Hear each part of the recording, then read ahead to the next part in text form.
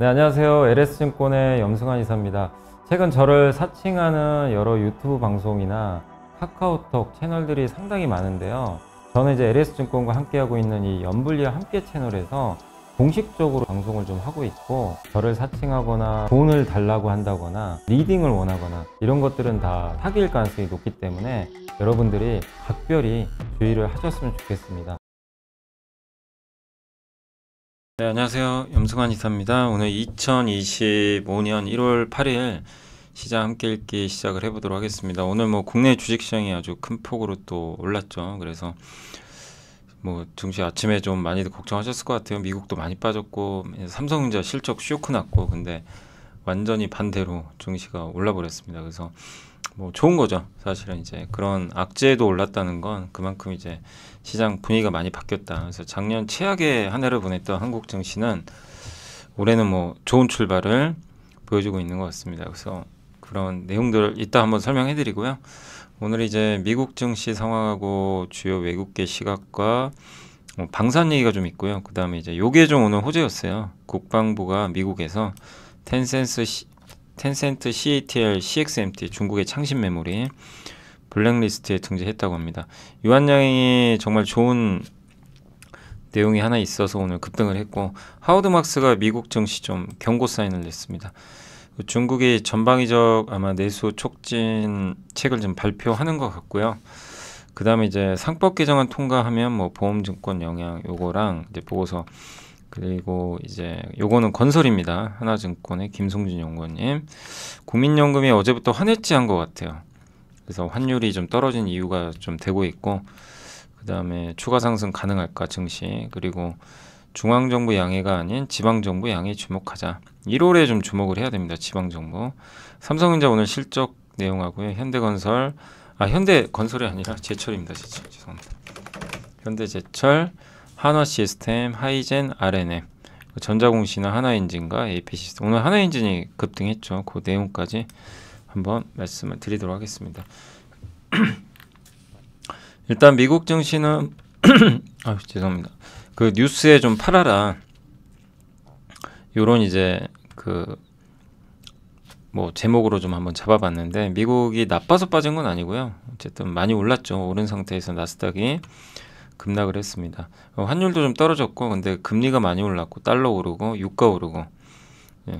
태양광 관련주가 좀 많이 올랐어요. 미국의 바이오랑 반도체는 급락했는데, 일단 엔비디아가 많이 빠졌고, 또 ISM 서비스업 지수나 고용지표 좋았는데 그게 오히려 악재가 됐고요. 또 트럼프 당선인은 미국 전역에 새로운 데이터 센터 건설하기 위해서 200억 달러 규모 해외 투자 이루어질 거라고 또 언급을 했다고 합니다. 일단 미국은 그 젠슨왕 CEO가 그 기조연설에서 새로운 미래에 대한 먹거리 제시에도 이게 차익 매물이 좀 쏟아지면서 약했다고 보시면 되겠고, 엔비디아가 이제 마이너스 6%나 급락하면서 투자 심리가 많이 좀 냉각이 됐습니다.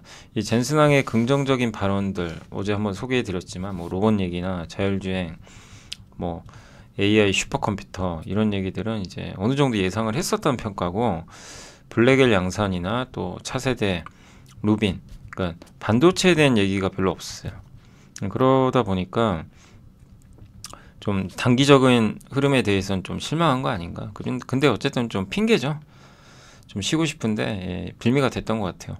그래서 좋은 뉴스에도 어쨌든 엔비디아는 급락을 했습니다. 그래서 미국은 조금 쉬어가는 분위기로 좀 바뀐 것 같고, 그 다음에 ISM 서비스업 지수나 고용지수가 잘 나왔고요. ISM 서비스업 지수는 올라갔고, 신규 주문이 많이 올랐지만 또 지불 가격이 6.2포인트나 급등을 했습니다. 이게 지불 가격입니다. 보시면 이게 올라간다는 건 뭔 얘기죠? 물가에 좀 영향을 줄 수도 있잖아요. 이런 부분들이 조금 부담이 될 수 있다는 거죠. ISM 이제 그 조사위원장이 12월 서비스 PMI는 상승을 했지만 가장 많이 나온 발언은 관세에 대해서는 모르겠다. 그러니까 1월 20일 날 트럼프 취임하고 나서 좀 봐야 된다는 시각이 많은 것 같아요. 그러니까 기업들도 몰라요. 이게 뭐 관세를 어떻게 할 건지 명확하지가 않다 보니까. 그러니까 그때까지 이 미국 시장은 좀 흔들릴 가능성이 있어요. 왔다 갔다 하면서. 그리고 졸트는 이제 9인 이직 지수인데 여기서 채용 공고가 크게 늘었습니다. 예상치를 크게 상회했고, 요게 이제 채용 공고인데 좀 줄었다가 좀 올라왔죠. 근데 이러다 보니까 미국 경제 지표들이 너무 잘 나온 게 악재가 됐어요. 금리 인하 기대감이 이제 한 번만, 올해 한 번만 할 거라는 확률이 올라갔습니다. 이게 미국의 10년물 금리거든요. 일각에서 이제 5% 넘는다, 여기. 이런 얘기까지 나오고 있어요. 이게 자꾸 금리 올라가면요, 나스닥에 좋을 게 없습니다. 그래서 이 금리에 대한 이 부담이 일단 미국 증시를 좀 강타했다라고 생각하시면 좋겠습니다. 그 트럼프 당선인은 새로운 미국 데이터 센터 건설을 위해서 아랍에미리트의 부호가 있는 것 같더라고요. 그 사람하고 좀 친한 것 같은데 해외 투자. 얼마 전에 손정희 회장의 투자를 이끌어낸 것처럼 트럼프의 측근이자 아랍에미리트 억만장자인 그 후세인 사자와니가 이 마로라고 트럼프 저택에 가서 최소한 그 정도의 금액을 뭐 약속했다. 200억 달러. 그렇게 발표를 했습니다. 그래서 데이터 센터 짓겠다는 거예요. 요거는 반도체한테 좋은 거죠. 그래서 11월에 트럼프가 당선됐을 때 놀라운 소식이 있었다. 그래서 우리는 미국에 큰 투자를 하기 위해 기다려왔다. 그래서 손정희 회장에 이어서 외국에서는 또 새로운 미국에 투자하는 소식들이 또 들리고 있습니다. 트럼프는 또 취임 첫날 바이든의 해양 시추를 금지하는 거 처리하기 때문에 이제 바다에서 원유 시추하는 거거든요. 이거를 이제 금지했어요. 얼마 전에 바이든이 다 금지시켜 버렸거든요. 이거를 풀겠다. 그래서 바이든 대통령이 이번 주 월요일 날 동부 뭐 서부 해안 이런데 시추하는 거를 이제 금지시켜 버렸는데 트럼프가 이거를 이제 첫날 바로 그 허가하겠다. 근데 이거 하려면 법원 판결이 또 있어야 돼요. 있어야 돼서 어떻게 될지 모르겠습니다. 근데 어쨌든 트럼프는 다시 해양 플랜트를 좀 촉진시키겠다. 이런 내용이 있었고 하워드 막스가 이제 미국 주식시장에 대해서 좀 경고를 했습니다. 뭐냐면 거품은 그러니까 버블은 아니래요. 버블은 뭐죠? 정말 어마어마하게 올라서 뭐 튤립 버블 막 이런 것처럼 그 정도는 아닌데 밸류에이션 자체에는 좀 일부 거품이 껴있다. 좀 단기적으로 조심하라는 얘기예요. S&P 500 지수가 2년 연속 20% 올랐는데 또 20% 그거 쉽지 않다는 거죠. 그래서 올해는 아마 미국이 올라도 한 자릿수 정도에 좀 그치지 않겠냐. 기대치를 낮춰야 된다. 이렇게 얘기했고 너무 낙관론이 우세하고 비싸죠. 또 AI에 대한 열정이 여전히 크고 또 빅테크 7만 막 계속 이길 거다. ETF로 돈들이 계속 그쪽으로 들어오니까 단기적으로 그래도 주의하자는 건데 근데 버블은 또 아니라는 평가도 있습니다. 예. 사람들이 주가가 얼마여도 상관없다고 말하는 걸 듣지 그러니까 오늘이 제일 싸다 이런 얘기는 또 없었기 때문에 예. 그래서 뭐 버블은 아니라는 평가도 있지만 하워드 막스가 워낙 또 약간 신중한 사람이죠. 그래서 미국에 대한 경고를 좀 했습니다. 좀 더 자세한 건 이따 말씀드릴게요. 엔비디아가 좀 많이 빠졌고 뭐 나빠서 빠진 건 아닙니다. 그냥 팔고 싶어서 판 것 같아요. 네, 뭐 악재는 없었어요. 그 반도체주 동반 급락했고 마이크론이 어제 그래픽 처리 장치용 메모리 반도체 공급한다고 언급하면서 젠슨항이 직접 얘기를 했거든요. 마이크론 거다. 근데 이게 정정했어요. 그러니까 제대로 확인 안 하고 젠슨항이 발언을 한 것 같더라고요. 이 GDDR7이란 반도체가 있거든요. 그게 그래픽 카드에 들어가요. 게임용. 거기에 삼성도 들어가요. 삼성 하이닉스. 마이크론만 마치 들어가는 것처럼 이제 와전되다 보니까 어제 장중에 이제 좀 삼성이 흔들렸는데 아니라는 거죠. 예, 그래서 삼성도 하고 오히려 삼성이 발열해서 더 강점이 있대요. 그러니까 그거는 젠슨항이 제대로 확인 안 했던 거죠. 예. 그래서 요 마이크론에 혼자 상승한 건 다시 되돌릴 가능성이 상당히 높습니다. 테슬라가 급락했고요. 투자 의견을 중립으로 낮추는 나빠서 낮춘 게 아니라 이미 많은 게 반영됐다. 그러니까 지금 미국의 최대 문제는 좋은 게 너무 많이 반영됐어요. 다 비슷한 얘기예요. 예, 그래서 좀 빠졌고 애플도 독립 리서치 회사에서 그 좀 중국에서 입지도 약화되고 있고 예, 구글과 이제 반독점 소송이 좀 있었는데 애플이 이제 해당 보상을 받을 수 없을 거라는 리스크. 알파벳이 애플에게 연간 250억 달러 지불하고 있거든요. 근데 그거를 못 받을 수도 있다. 이런 얘기도 있었다고 합니다. 빅테크 다 빠졌고 모더나는 급등했습니다. 첫 조류독감 사망자가 미국에 발생해서 백신주가 급등했고 아이온큐나 이런 쪽은 급락했어요. 우주항공 금리가 오르면서 미국의 대표적인 테마주는 급락. 양자 컴퓨터 저도 계속 좀 말씀드리지만 조심하셔야 돼요. 양자 컴퓨터 너무 큰 기대는 하지 마세요. 뭐 몇 주 전에도 말씀드린 것처럼, 왜냐하면 오늘 젠순왕이 얘기했어요. 30년 걸린대요, 상용화. 근데 물론 뭐 저는 30년까지는 모르겠지만 지금 가장 빨리 거론되는 게 2030년이에요. 아직 멀었어요. 근데 마치 그냥 당장 내일 될 것처럼 뭐 이런 기업들이 너무 튀니까. 우리나라에서 제일 많이 산 주식이 아이온큐래잖아요, 최근에. 걱정되는 거죠. 그래서 좀 각별히 양자 컴퓨터는 한국이든 미국이든 주의하시길 좀 당부드리겠습니다. 지금 투자하는 건 좀 위험한 것 같아요. 태양광주 이제 급등을 또 했는데 정말 오랜만이죠. 그래서 미국의 태양광주들은 골드만삭스가 태양광주 목표 주가 올려서 좀 분위기가 괜찮았습니다. 자, 그래서 미국 증시 일단 한번 정리를 해드렸고, 이제 이슈 좀 살펴보겠습니다. 그래서 주요 외국계 시각부터 좀 볼게요. 골드만삭스가 상반기까지는 반도체 재고가 쌓이면서 메모리 반도체 약세가 지속될 것으로 예상이 되지만, 이후 이제 재고 조정이 진행되면서 D램은 하반기, 낸드는 4분기에 좋아진다.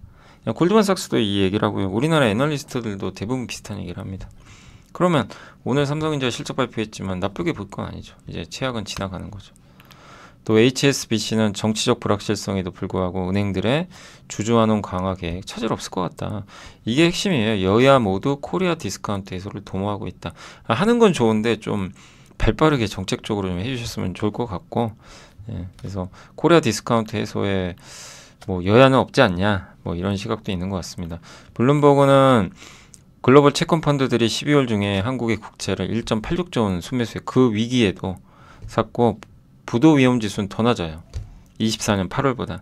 그러니까 한국이 정말 큰 약세를 원화가 급락을 했지만 원화값이 최근 환율 움직임에 비춰보면 외환시장이 패닉에 빠지진 않을 것 같다. 그래서 대체적으로 좀 긍정적인 시각이고요. 그리고 한국은행이 1월에 금리 인하와 정부 예산의 상반기 조기 집행 등으로 좀 대기 수요, 그러니까 소비가 조금 회복될 수도 있다. 이런 내용들도 나와 있습니다. 공통적으로 더 최악은 지나가고 있다. 뭐가 좋아진다는 게 아니라 최악을 이제 벗어나는 그런 좀 의미가 있는 것 같다. 이런 내용으로 보시면 되겠습니다. 그리고 이건 이제 방산에는 좀 긍정적인 얘기일 수도 있는 게, 이게 나토 군사위원회 의장이래요, 이분이. 근데 이제 롭 바워 제독이 이제 유럽에 이제 여러 기관들 있잖아요. 투자기관이나 연기금이나 이런 데를 되게 비난을 했어요. 왜 방산에 이렇게 투자를 안 하냐. 향후 20년 동안 지금 무기 같은 데 지출해야 될 돈이 너무 많은데, 예. 그러니까 유럽 정부가 우크라이나를 계속 무장시키기 위해서 군사 조달과 생산을 늘리기 위해서 분주하게 움직이고 있고, 이런 상황에서 트럼프는 또 발을 빼려고 그러죠. 그러니까 유럽은 지금 이제 무기를 자급해야 되거든요. 미국에만 의존할 수 없는 거죠. 이것은 중국과 미국 간의 힘의 재균형에 관한 것입니다. 지각판이 움직이면 지진이 발생합니다. 지정학적 힘의 판이 이동하면 전쟁이 일어나고요. 세계대전이 발생하진 않더라도 지역전쟁이 가까운 미래에 일어날 수 있는 참 무서운 얘기죠. 그래서 이걸 방지하려면 자주국방해야 된다는 얘기예요. 남이 못 쳐들어오게 하려면 내가 무장이 돼 있어야 돼요. 예, 그러니까 함부로 잽을 못 날리게 막아야 되는 거죠. 근데 내가 허약해 보여요. 무기도 없어요. 그럼 그냥 쳐들어오는 거죠. 그럴 수 있다는 거예요. 그래서 그런 게 좀 필요하다. 근데 지금 뭐 너무나, 예, 그런 대비들이 안 돼 있는 것 같다. 이렇게 비난을 했던 것 같습니다. 그리고 나토 국가의 방산 스타트업에 대한 벤처 캐피털 투자는 이렇게 좀 어느 정도 이루어지고 있는 것 같아요. 4배나 증가했는데, 예, 유럽의 기관 펀드는 ESG 문제 때문에 군비에 투자하는 게 금지돼 있대요. 이걸 풀어라 이거죠. 예. 그러니까 경제는 안정적이고 안전한 나라. 그러니까 국가의 안보가 우선이지 안보가 뒷받침되지 않는데, 예, 다른 거는 이제 우선시 되기 어렵다는 거죠. 그러니까 안보가 이게 만약에 뭐 남이 쳐들어와 가지고 나라를 망가뜨려 버리면 뭐 다른 거 아무 의미가 없는 거죠. 그런 얘기를 한 것 같아요. 그래서 방어는 비용이 아니라 투자다. 그래서 지금 약간 불만이 있는 것 같아요. 지금 나토에 대한 투자들이 이렇게 좀 없다 보니까 뭐 그런 걸 좀 우회해서 한 것 같은데, 어쨌든 유럽은 지금 그 나토도 그렇고, 오늘 그 트럼프가 뭐라고 했냐면요, 국방비 비중을 GDP 대비 5%까지 올리래요. 원래 지금 2%거든요. 그걸 5%까지 불가능합니다. 예, 근데 그렇게 하라고 했어요. 말을 그렇게 하더라고요. 푸틴과 트럼프가 유럽 안보에 문제를 일으킨다. 25년 두 가지 위험한 요소가 결합될 수 있다. 러시아의 위협이 증가하고 트럼프는 이제 여기서 발을 빼는 거. 이게 유럽한테는 좀 무서운 얘기죠. 그래서 독일이 국방비를 대폭 늘리겠다는 약속을 무조건 이행해야 된다. 이게 중요하다라는 이제 기사가 있었고, 나토의 마크 루테 사무총장이 러시아 경제는 전쟁 위에 있다. 위험이 전속력으로 우리를 향해 다가오고 있기 때문에 전시적 사고방식으로 전환해야 합니다. 예. 그리고 나토의 유럽 최고사령관, 예. 러시아는 멈출 기미니까 유럽이 이렇게 나토 쪽에서 일부 이제 사람들은 되게 무서워하는 것 같아요. 러시아를. 지금 러시아가 또 우크라이나 멈출 생각도 없고 또 다른 나라를 침공하지 않을까. 우크라이나 전쟁이 끝나버리면. 예. 그래서 이제 미국은 발을 빼려고 하고, 그러면 이제 유럽 입장에선 자기가 알아서 지켜야 되니까. 근데 러시아 군대는 그렇게 많이 사람이 죽었는데도 엄청난 수의 탱크, 장갑차, 탄약을 생산하고 있대요. 저도 이 내용까지는 잘 몰랐거든요. 근데 유럽의 영국과 독일군 병력은 줄고 있어요. 그래서 나토가 러시아 억제하는 데 필요한 전력의 30%가 좀 부족하대요. 예. 다음 나토 정상회의에선 GDP 대비 국방비 지출을 2에서 3%로 상향해야 된다. 근데 4.5까지 늘려야 된다는 의견도 있는데, 이제 오늘 트럼프가 5% 얘기해버린 거죠. 폴란드는 올해 4.7까지 늘립니다. 근데 다 그렇게 할 수는 없고요. 영국과 프랑스는 부채가 많아 쉽지 않고, 독일은 부채가 적어요. 그래서 독일이 이 약속을, 그러니까 GDP 대비 국방비를 많이 늘리는지가 정말 좀 핵심 포인트다. 그래서 방산주에 대한 시각은 뭐 요새 자율무기니 뭐 서로 막 이제 전쟁이 끝나니 이러면 좀 흔들릴 수는 있다 하더라도 큰 흐름상에서 무기에 대한 수요는 꾸준할 수밖에 없는 것 같아요. 이런 이제 내용들을 보면. 예, 왜냐면 아직 뭐 러시아의 위협이 끝난 것도 아니고 또 저기 대만도 위험하죠. 예, 그러니까 그런 것들이 완전히 끝난 건 아니니까 이런 기사를 통해서 한번 또 생각해 보시면 되겠고, 텐센트와 CATL 국방부 블랙리스트에 포함된 것에 대해 법적 조치를 하는, 이게 이제 텐센트 회장인데 세계 배터리 1위 중국 빅테크 텐센트 메모리, 창신 메모리를 블랙리스트에 등재했어요. 미국 국방부에서. 그래서 텐센트가 급락했는데, 이제 여기 요 회장은 우리 그 동의할 수 없다, 이렇게 이제 다시 법원에 제소하겠다 이렇게 했고요. 예. 그래서 미국 국방부는 중국군이 소유하거나 통제하는 중국 기업에 대한 명단을 작성해서 관리하거든요.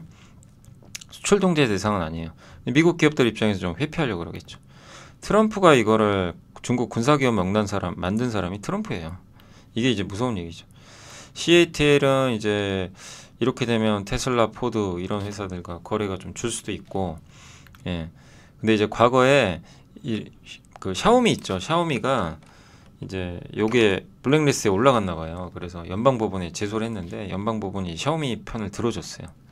그런 일도 있었지만 어쨌든 이건 좀 지켜봐야 되겠고, 우리나라 입장에서 좋죠. 중국을 규제해 주는 거니까. 그리고 이 CATL의 블랙리스트 등재는 테슬라의 위협이다, 이런 내용인데, CATL은 자동차 공급망 전반에 어쨌든 세계 1위잖아요. 배터리. 굉장한 기업은 맞는데 전기차 세대 중 한 대가 CATL 거 써요. 근데 여기를 이제 블랙리스트 등재해서 만약에 미국이 향후에 수출까지 통제해버리면, 예. 그러니까 만약에 미국 국방부가 중국군과의 연계 의혹이 있는 CATL을 이렇게 주목을 하고 미국에서 이제 수출까지 통제하면 CATL은 이제 미국 고객사 다 잃어버리는 거죠. 그럼 누가 수혜받죠? 한국이 수혜받죠. 당연하죠. 특히 ESS 에너지 저장용 요 배터리가 테슬라 쪽에 가는데, 테슬라가 CATL 배터리 많이 쓰죠. 원래 옛날에 삼성 SDI가 세계 1위였거든요. 근데 이렇게 되면 이걸 규제하면 삼성한테도 호재가 되는 거죠. 그래서 오늘 배터리주들이 좋았던 건 이런 이유도 있고, 또 한 가지 이제 삼성전자도 중국의 CXMT, 요 중국 군사 블랙리스트에 추가됐다. 이게 뭐 시티증권에서도 이런 얘기를 했다고 하는데, 미국의 다음 단계 규제에서 CXMT가 고려될 걸로 예상했는데 이번에 국방부 목록에 추가됐기 때문에 아마 바이든 지금 며칠 안 남았지만 바이든 행정부에서 CXMT를 규제해버릴 수 있어요. 저번에 안 했잖아요. 그럼 삼성한테 굉장히 큰 호재가 되는 거죠. 예. 그래서 상당히 좀 긍정적인 뉴스들이 계속 나오고 있습니다. CXMT는 현재 전 세계 4위 메모리 업체고 무섭게 추격하고 있어요. 그러니까 이걸 무조건 막아야 됩니다. 저것 때문에 삼성전자가 많이 빠졌기 때문에. 그래서 이 뉴스는 상당히 오늘 호재다. 그리고 유한양행이 어제 제가 밤에 이제 봤거든요, 기사를. 근데 이제 기사가 아니라 존슨앤존슨 홈페이지에 나온 거예요.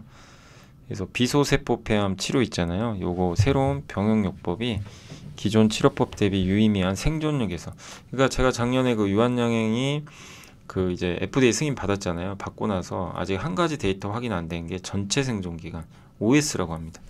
그걸 아직 공개를 안 했는데 올해 한다고 그랬어요. 근데 올해 존슨앤존스 홈페이지에서 데이터는 안 나왔는데, 그러니까 아미반타맙과 레이저티닙은 이제 유한양행이 한 거고, 아미반타맙은 이제 얀센이죠. 이 두 개를 합친 거예요. 합쳐서 이제 그 임상 시험을 한 거죠. 근데 임상적 통계적으로 유의미하게 개선됐대요. 전체 생존 기간 중앙값이 1년 이상 연장될 걸로 예상을 하고 있다고 합니다. 잘 나온 것 같아요. 수치는 아직 안 나왔지만. 예, 이렇게 되면 상당히 좀 긍정적이고, 타그리스 경쟁사의 OS 이제 전체 생존 기간은 38.6개월이거든요. 이거보다 잘 나올 가능성이 높아진 것 같아요. 그러면 1차 치료제가 될 수도 있겠죠. 그러니까 저런 이제 비소세포 폐암 치료할 때 지금 타그리스 걸 먼저 의사가 처방을 해요. 근데 만약에 유한양액 게 훨씬 더 지금 효능 좋은 게 이제 입증이 돼버리면 유한양액 걸 먼저 처방해 주겠죠. 그러면 완전 역사가 바뀌는 거죠. 우리나라에 이제 어마어마한 일이 발생할 수도 있어요. 근데 저 조심스러운 게 아직 수치를 발표 안 해서 어떨지는 좀 봐야 됩니다. 근데 유한양액 꼭 잘 됐으면 좋겠고, 예, 전체 생존율은 이제 환자의 기대 수명, 그러니까 얼마만큼 암 환자가 오래 사냐, 전체 기간 동안 그걸 나타낸 지표인데, 이게 생존율이 20%밖에 안 된대요. 그 정도로 좀 고치기 어려운 병인데, 근데 이거를 더 오래 살 수 있게 만들어주는 거죠. 그럼 얼마나 좋겠습니까, 그죠? 그래서 전문가 의견이 이제 거기도 나와 있는데, 성숙한 데이터를 기반으로 한 이 OS 개선은 고무적인 성과다. 병용요법이 더 나은 환자 결과로 이어질 가능성을 확인했다. 그리고 이번 결과는 비소세포 폐암 변이, 그러니까 비소세포 폐암 그 치료제 관련한 이제 EGFR 변이 환자들에게 새로운 희망을 제시했다. 그래서 중요한 치료 옵션을 추가했다. 상당히 긍정적인 그런 내용이 나와 있습니다. 그리고 하워드 막스가 미국이 아까 제가 잠깐 말씀드린 거품 아니냐. 근데 거품은 아니라고 했어요. 밸류에이션에 거품이 끼어 있지만, 요즘 많은 투자자들은 과거의 호황과 불황의 반복을 우려하며 자산가격 거품에 대한 경각심을 높이고 있습니다. 따라 저는 이제 최근 몇 년간 S&P 500 지수를 주도하며 지수 상승의 상당 부분을 차지한 매그니피센트 빅테크 7 주식이 거품이냐 아니냐 질문은, 이게 하워드 막스도 정말 전설적인 좀 투자자잖아요. 근데 이 사람도 질문을 많이 받나 봐요. 근데 저는 버블을 판결할 때 심리적으로 본대요. 심리적인 진단을 하는데, 이보다 더 높은 가격은 없다는 확신으로 거품에 참여하지 않으면, 그러니까 무슨 얘기냐면 지금이 제일 싸다. 지금이 제일 싸다는 얘기예요. 예. 그러니까 한 3년 전에 메타버스 기억나세요? 메타버스 테마주들 막 날아다닐 때. 그리고 2001년도 그때 삼성전자가 막 9만 전자 넘을 때, 이제 그때가 오늘이 제일 싼 거 아니냐, 이제 이런 이제 논리들이 좀, 작년에 재작년에 배터리도 그랬고, 그게 이제 버블이라는 거죠. 그때 당시에는. 예, 그 심리적으로 볼 수 있는 건데, 근데 그러지는 않는데요, 지금. 오늘 그러니까 미국에 그런 징후는 안 보인대요. 예. 근데 어쨌든 모두 혁신과 관련된 거품인데, 인터넷 버블도 있었고, 예. 근데 어쨌든 1990년대 투자자들은 인터넷이 세상을 바꿀 거라고 확신했는데 바꿨죠. 근데 거기서 망한 기업이 너무 많아요. 승자는 적어요. 이걸 주의하라는 거죠. AI 시대가 올 텐데 승자는 극소수가 될 수 있는 거죠. 모두가 생존하지 않아요. 인터넷도 세상을 바꿨지만 실제로는 소수의 신생기업만 성공하고 살아남. 이거를 좀 우리가 반드시 간과해서는 안 될 것 같습니다. 이 부분. 예.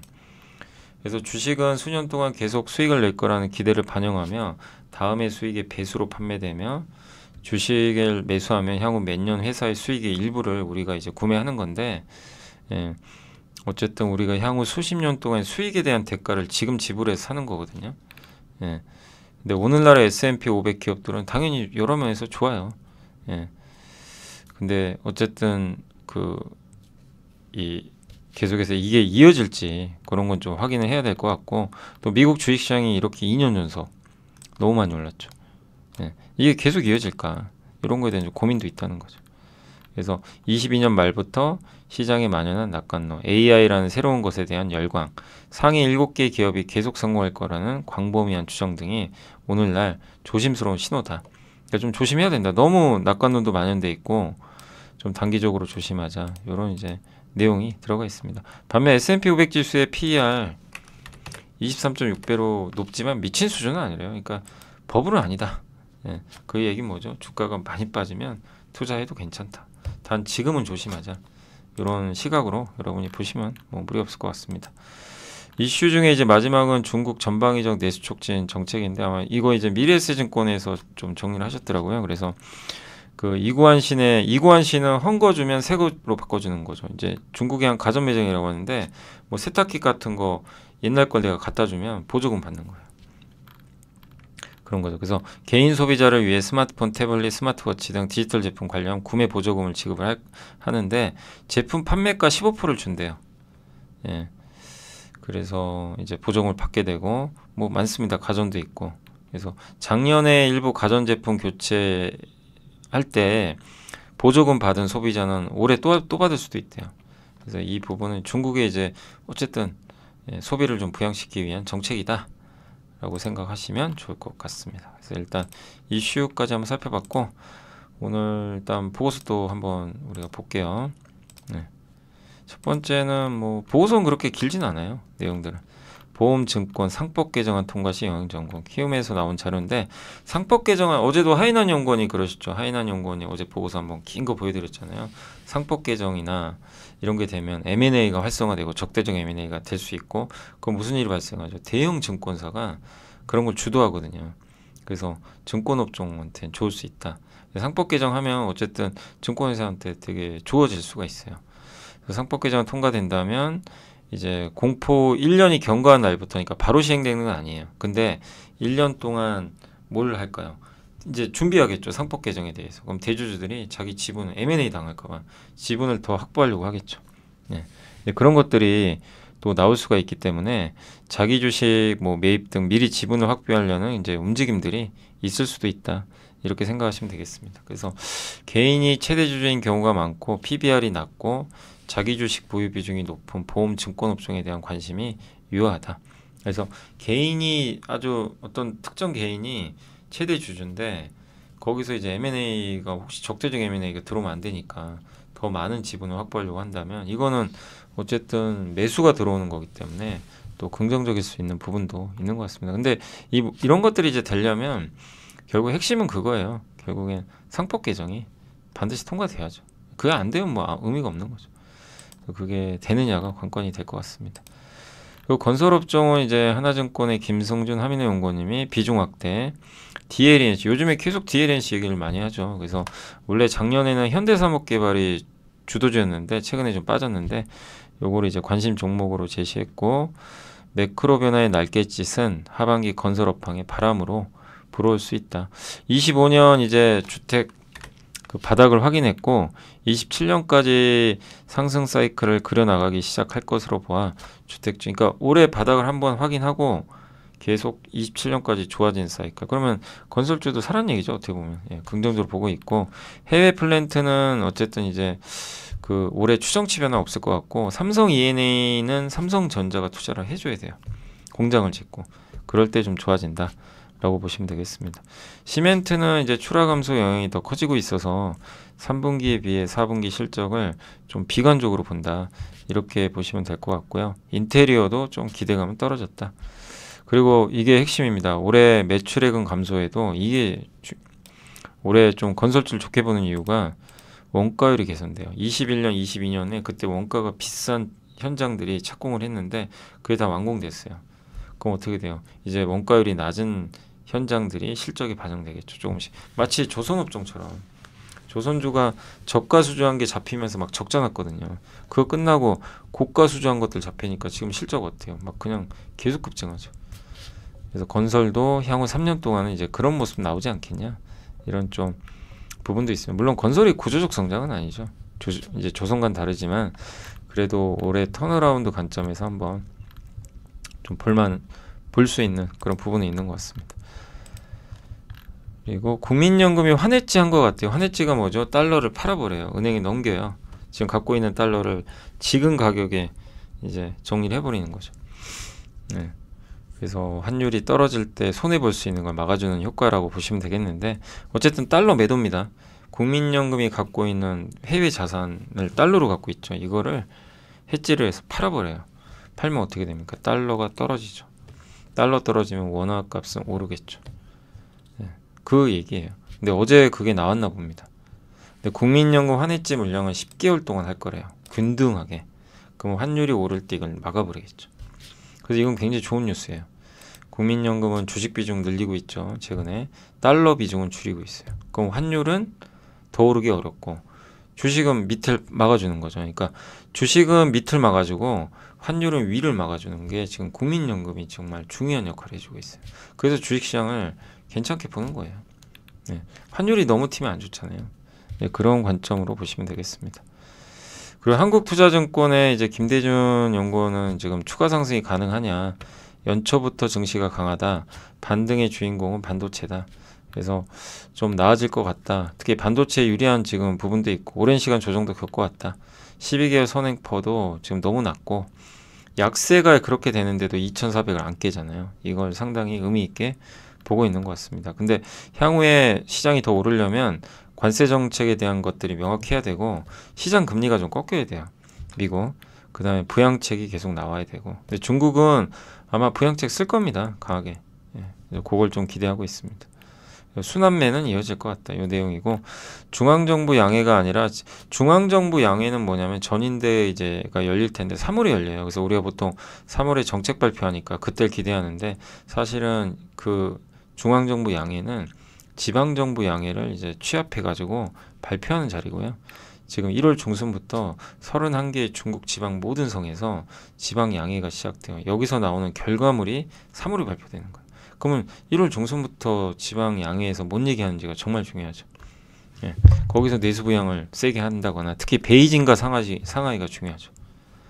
그래서 올해 지방 정부의 키워드는 내수 확대니까 이런 걸 종합해 보면 1월 중순부터 나올 중국 지방 정부의 양회 결과를 회의 결과를 좀 주목해 보자.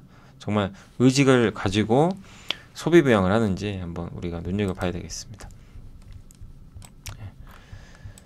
그리고 이제 삼성전자, 삼성전자가 4분기 실적 발표했는데 내용은 몰라요. 왜냐면 공개를 안 하니까. 근데 이번에 실적 안 좋은 거를 쓰긴 썼더라고요. 삼성전자가 직접 모바일하고 뭐 IT형 제품 이건 뭐 다 알고 있던 내용이죠. 예, 근데 HBM 아직도 엔비디아 통과 안 된 것 같더라고요. 젠슨항이 오늘도 뭐라고 했냐면 지금 삼성 잘하고 있다. 테스트 중이다. 같은 말 반복하고 있어요. 그러니까 아직도 안 돼서 참 HBM 통과하기 쉽진 않구나 이런 걸 느꼈고 그게 안 되니까 실적이 좋을 수는 없는 거죠. 예, 그리고 인건비나 재고 같은 걸 털어낸 것 같아요. 그래서 이번 4분기에 좀 많이 털어낸 것 같고 그냥 구체적인 건 1월 30일 날 실적을 봐야 됩니다. 올해 1분기에는 반도체와 모바일 부문 이미 증가를 예상하고 있고요. 근데 부진해도 주가는 왜 오르냐면 2019년 1월이 그랬대요. 2019년 1월에 2018년 4분기 실적이 발표됐죠. 보통 1월에 하니까. 그때 영업이익이 10.8조 나왔는데 당시에 기대를 13조나 했어요. 3조가 미스난 거예요. 근데 주가 올라버렸어요. 1월달에 19%. 그 이유는 뭐예요? 최악은 지났다.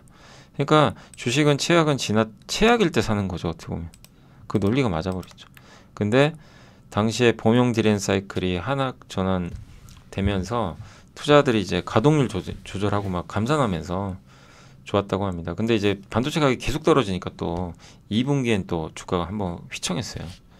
예. 근데 오히려 어쨌든 숫자는 안 좋더라도 저런 이제 공감대가 형성되면 주가 오르는 거죠. 그래서 지금 현재 PBR 0.94배고 최악은 지났다. 그러니까 한마디로 지금 삼성은 최악이 지났다는 논리로 반등하고 있다. 근데 중요한 건 삼성이 제대로 가려면 HBM, 엔비디아 반드시 인증 통과해야 되고요. 그다음 원C 디램 가장 미세화된 이제 디램인데 지금 1A, 1B, 1C로 가는데 1B까지는 지금 1B 같은 건 하이닉스가 되게 잘한다고 하더라고요. 그럼 1C로 가야 되는데 1C를 제대로 만들어내야 돼요. 정말 만들기 어렵거든요. 저게 2분기에 나올 거라고 합니다. 저 1C 디램 양산이 2분기에 시작될 텐데 그게 성공하면 삼성 주가는 꽤 많이 오를 수도 있어요. 그래서 우리가 주목해야 될 건 이제 저런 부분도 좀 주목을 좀 해야 될 것 같습니다. 예. 자, 그리고 이제 삼성전자 모건스탠리에서 나왔던 건데 뭐 비메모리가 좀 안 좋다고 여기 쓴 것 같아요. 비메모리에서 무려 2조 원 정도 적자. 냈다 이렇게 보고 있고, 근데 여기도 똑같아요. 안 좋아, 안 좋다 이렇게 썼는데, 근데 주식 사라 이 얘기죠. 왜냐하면 안 좋은 건 다 알고 있다. 공통 논리예요. 예. 이미 실적에 반영됐다. 그래서 비중확대 의견 유지를 해줬습니다. 자, 이제 기업 분석인데 현대제철이 어제 기사가 요 기사예요. 그 한국경제신문에서 나왔던 기사인데, 미국에 공장 짓겠다, 제철소 건설하겠다, 검토 중이다고 어제 보도가 됐습니다. 그래서 29년에 완공되는 거 검토인데, 아직 오늘 공시 떴는데 회사 측에서는 아직 결정된 게 없다고 공시를 했고요. 자동차 강반이 마진이 좋아요. 이익률이, 시장 규모도 크고, 그래서 요 사업을 절대 포기할 수 없는 사업이고, 근데 이 자동차 강반 미국에서 만들겠다 이 내용이죠. 근데 가능성이 높아요. 저렇게 검토 중인, 이제 결정된 게 없다는 건 할 가능성도 있다는 얘기죠. 예. 그래서 보호무역 속에서 현대제철이 어쨌든 지금 미국에서 연간 120만 대 채를 생산하기 때문에 현지에서 제철소 지으면 훨씬 더 효율적일 수 있다. 여기서 생산해서 가면 어쨌든 관세 부담이 좀 생기잖아요. 네. 그래서 70억 달러. 근데 문제는 두 가지가예요. 자본 조달 어떻게 할 거냐. 이게 70억 달러니까 거의 9조 원 가까운 돈, 10조 원, 9조 원. 요 돈을 어떻게 메꿀 필요로 할 거냐. 지금 왜냐면 현대제철이 차입금이 10조나 되고 연간 이자 비용만 4천억 내요. 이거 어떻게 현대제철이 다 냅니까? 그렇게 되면 그 현대제철이 다 내는 게 아니라 보유하고 있는 현대모비스나 현대오일뱅크 지분을 팔 수도 있다는 거죠. 근데 그건 모르죠. 예. 그래서 어쨌든 현대제철이 자금을 어떻게 조달할지 요거에 해결해야 될 숙제 중에 하나고, 전기로, 고로는 이제 보통 우리가 그 뭐죠, 철강석 같은 거를 이제 쇳물에 담가 가지고 하는 거죠. 쇳물. 예, 그게 이제 고로고, 전기로는 전기로 하는 거예요. 전기로. 그래서 둘이 좀 다르거든요. 근데 고로는 좀 화석연료를 쓰기 때문에 친환경적인 게 아니죠. 전기로는 전기를 쓰니까 친환경적인 거. 예, 그런 좀 차이가 있는데, 어쨌든 미국에서 전기로 같은 걸 통해서 만들겠다고 하고 있는 것 같아요. 다만 그 현대제철이 전기로로 이거를 어느 정도 품질까지 생산할지 그것도 좀 숙제다. 어쨌든 아직 결정된 건 아니고, 저는 개인적으로 미국에 공장 짓는 거는 긍정적이라고 봅니다. 트럼프 시대, 뭐 그리고 트럼프 시대가 끝나더라도 계속 미국은 그걸 원해요. 예, 그렇기 때문에 뭐 현대제철이 직접 그걸 하고, 현대차가 이제 이거죠. 현대차가 정말 무조건 미국에서 큰 승부를 보겠다, 앞으로 무조건 미국에서 성공해야 된다, 이게 더 명확하다면 짓겠죠. 예, 그래서 아예 거기서 다 조달하는 쪽으로. 그 현대제철한테도 긍정적이지 않겠냐. 다만 저 자본 조달을 누가 해결해 줄지, 요 숙제는 좀 남아 있습니다. 하나시스템은 이제 최강시 연구원이 목표 주가 올렸고요. 사우디 천궁 수주했죠. 그래서 레이더 1.2조 원 수주했고, 이라크 수주도 받은 게 있어요. 근데 그건 아직 공시가 안 떴는데 아마 1조 원 정도 받지 않겠냐 이렇게 보고 있고, 무엇보다 미국의 필리조선소 인수했죠. 근데 이게 단기적으로 악재인 게, 적자 회사니까 이걸 적자를 재무제표에 반영해 줘야 돼요. 근데 26년, 27년부터 흑자전 할 것 같아요. 그리고 무엇보다 저기 그 필리조선소는 미국 조선소죠. 군함도 건조할 수 있다고 하는데 트럼프가 원하는 조건을 갖추고 있죠. 그래서 하나시스템, 하나오션 이 기업들은 필리조선소 인수를 어쨌든 저는 좀 잘한 거 아닌가 그런 생각이 듭니다.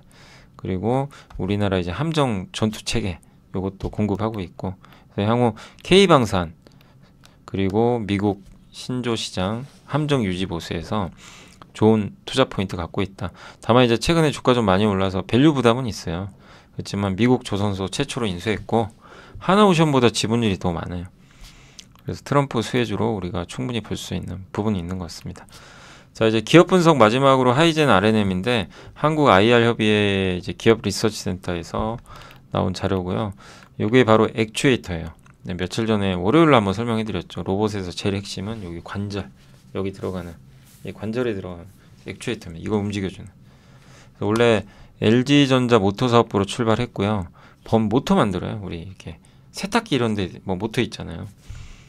전기차 모터도 만들고 로봇용 액추에이터 제조합니다. 근데 로봇용 액추에이터는 좀 늦게 시작을 했고 2018년부터.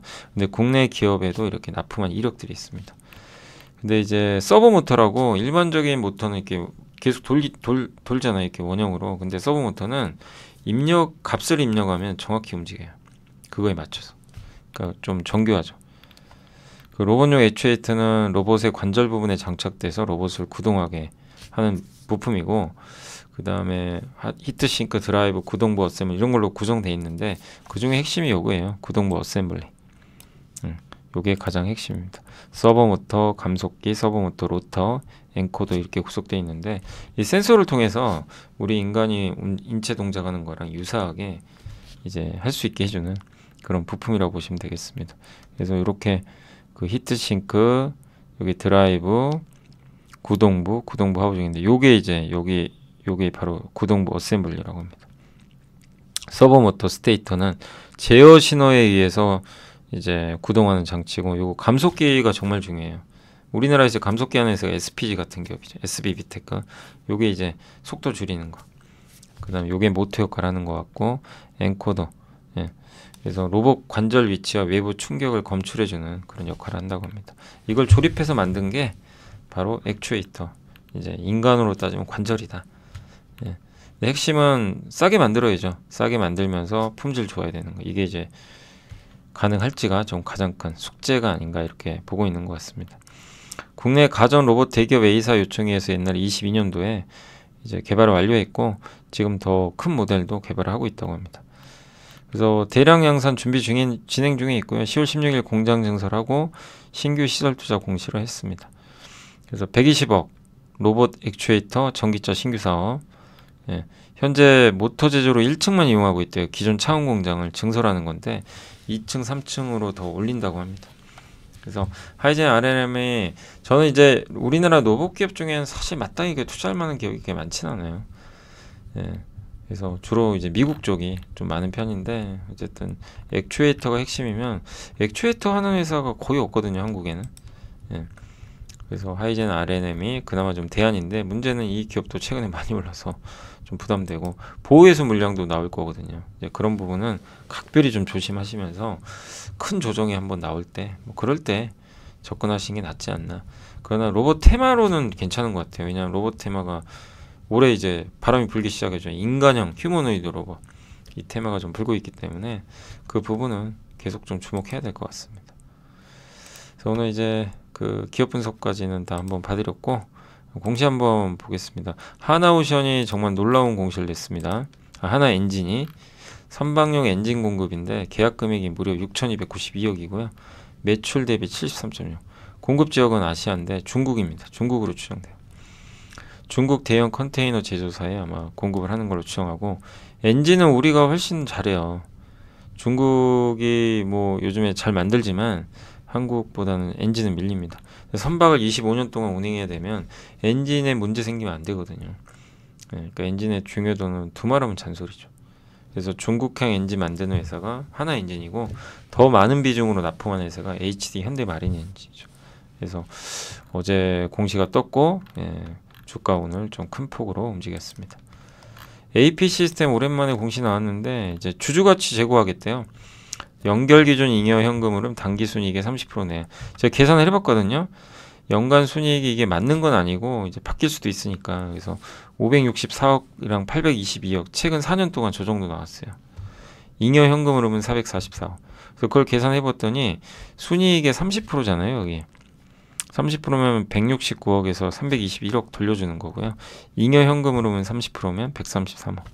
현재 시가총액이 2,549억입니다. 그래서 나눠보시면 주주환원 수익률은 최소 저 공시대로면 한 5.2에서 많이 주면 12.6도 줄 수 있어요.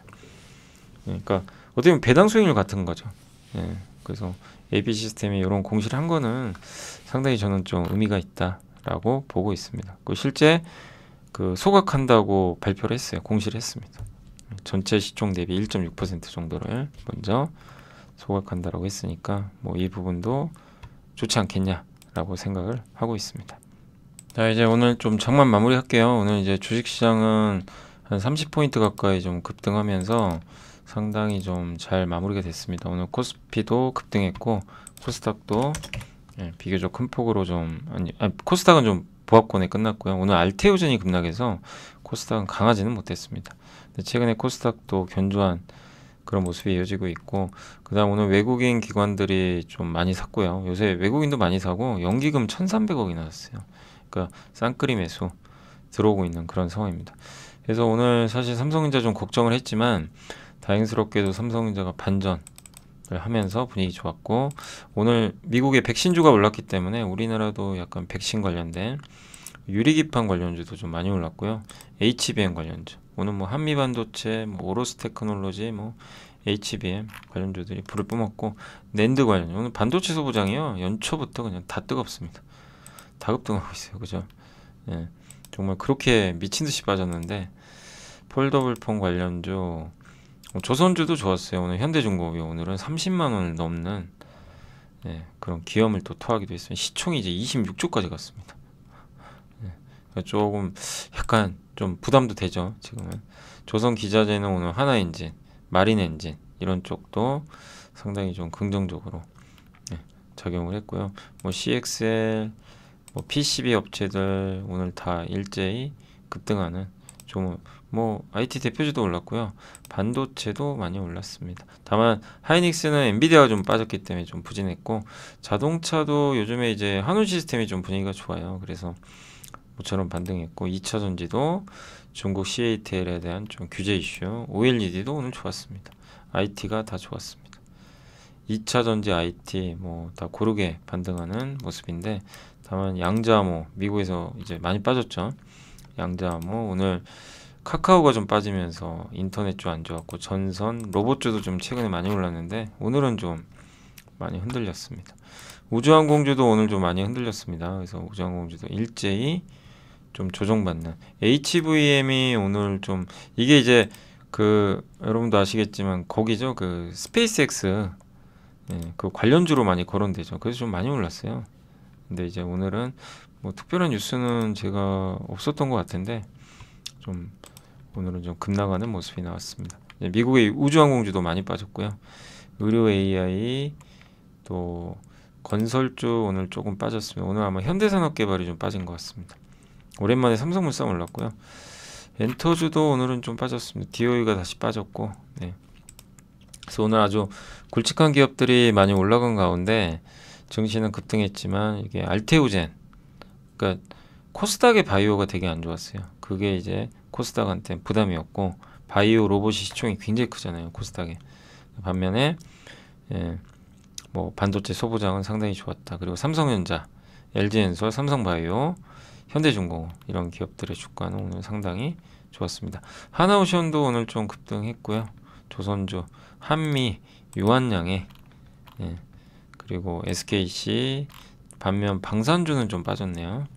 두산 로보틱스 하락했고, 뭐 다 반도체입니다. 그죠? 반도체, OLED, 예, 다 급등했고, 반면 제약바이오는, 코스닥은 제약바이오 로봇은 안 좋았습니다.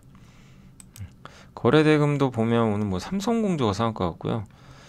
한미, 하나엔진, 하나인더스트리얼 솔루션주도 오늘 오랜만에 많이 올랐네요. 삼성전기도, 약간 중국이 이구환신 이제 스마트폰이나 이런 거 교체하면 당연히 MLCC 수요가 늘겠죠. 그래서 오늘 삼성그룹주가 다 좋았던 것 같습니다.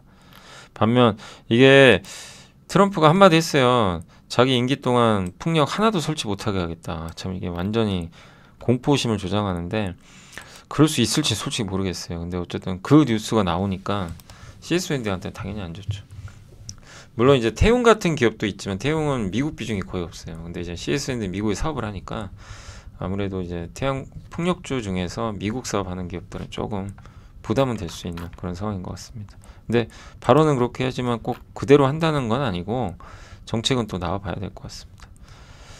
그리고 코스닥은 오늘 일단 반도체 소부장이었어요. 대부분은 소부장, 반대로 로봇, 우주항공, 예, 바이오는 빠졌습니다. 자, 그래서 오늘 이제 시장은 이렇게 한번 마무리 해드리고요. 연초 이후로 장이 분위기가 굉장히 좋습니다. 좋고, 여러분도 생각 이상으로 너무 강하죠. 그래서 이 분위기가 정말 계속 이어져서 코스피가 꾸준히 올랐으면 좋겠는데, 뭐 중간중간 또 조정은 나오겠지만, 시장의 강세 흐름, 특히 삼성전자에 대한 부분이 이렇게 살아난다는 게 긍정적이니까 시장 꾸준히 좀 긍정적으로 보시면 되겠고, 외국인이 무려 500만 주 가까이 사버렸어요.